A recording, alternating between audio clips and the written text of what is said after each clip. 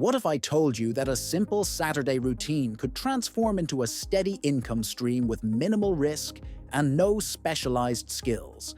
When I was a struggling college student, buried under tuition fees and living expenses, I stumbled across a hidden gem on Reddit. It was the start of an unexpected journey that turned weekend thrifting into a consistent money-making side hustle. Let me walk you through how I did it, and how you can too.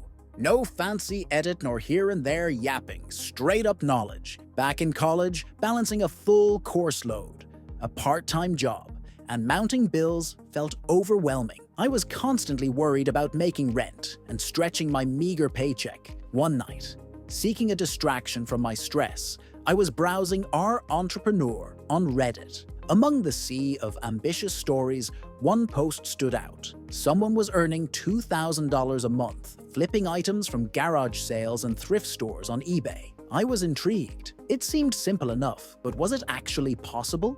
The following Saturday, I decided to find out for myself. With low expectations, I mapped out a few local garage sales and headed out early in the morning. The first couple of sales were disappointing, mostly worn-out clothes and broken furniture. But at my third stop, I spotted them. 2 vintage Polaroid cameras sitting on a dusty shelf. The seller offered them for $20 each, just wanting to clear space. I quickly checked eBay on my phone and saw similar cameras listed for $100 to $150 each. That's when I realized there might be real potential in this.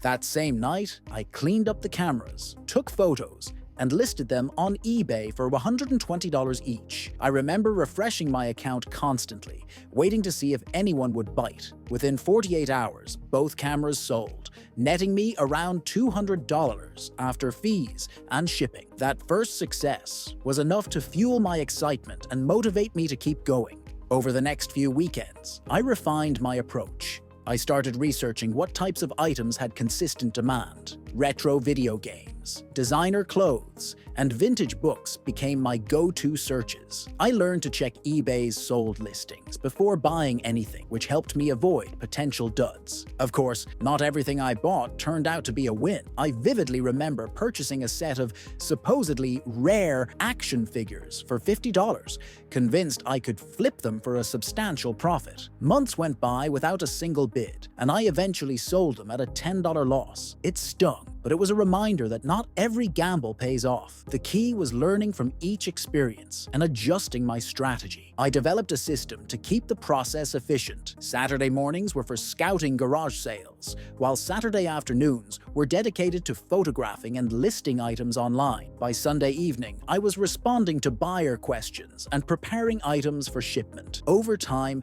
I streamlined the shipping process, using pre-printed labels and organizing my supplies to minimize hassle. Fast forward to today. What started as a "let's see if this works" experiment has become a reliable side income. While I still work my main job, which I genuinely enjoy, this side hustle has given me financial breathing room. I can now handle unexpected expenses, take spontaneous weekend trips, and treat myself or friends without second-guessing my budget. If you're thinking about trying this, start small. Don't rush into buying inventory that could sit unsold for months. Visit local garage sales and thrift stores on weekends, and always research items using eBay's sold listings. You'd be surprised at what others consider junk that you can turn into profit. So, that's how I turned weekend thrifting into a solid side income. It's practical, it's achievable, and it might just be the side hustle you've been looking for. Give it a shot. Ever wondered why sudden drops in share prices cause so much panic, even if you're just holding shares for the dividends? Today, we'll unravel why these price swings matter, and what you need to know if you're investing for dividends. To understand why a share price drop is significant, let's break down some common misconceptions and key financial principles.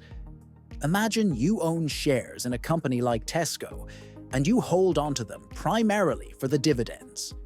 You might think, if I'm not planning to sell, why should I care about price fluctuations?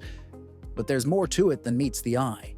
The basics and misconceptions.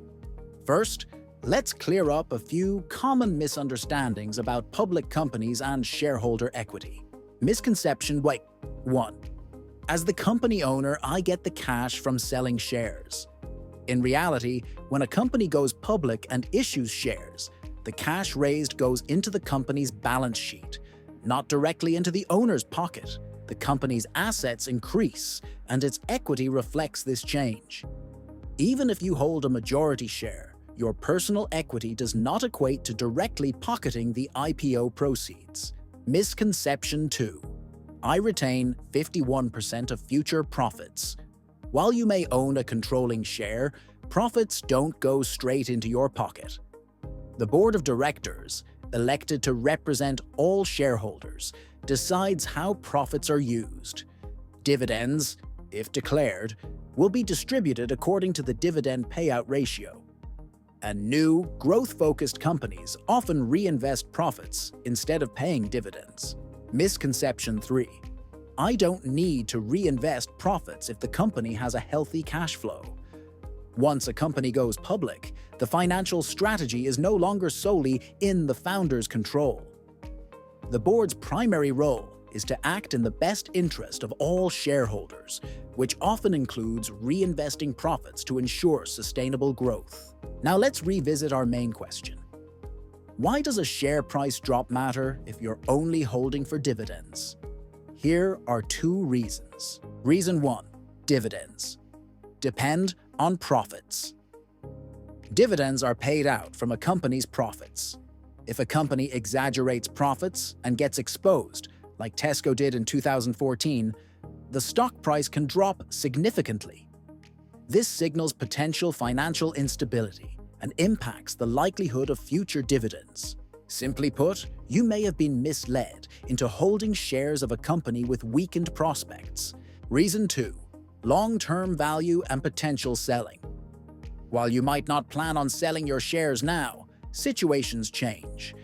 If the share price drops today due to real, underlying issues, like overstated profits, it could indicate a trend of declining value.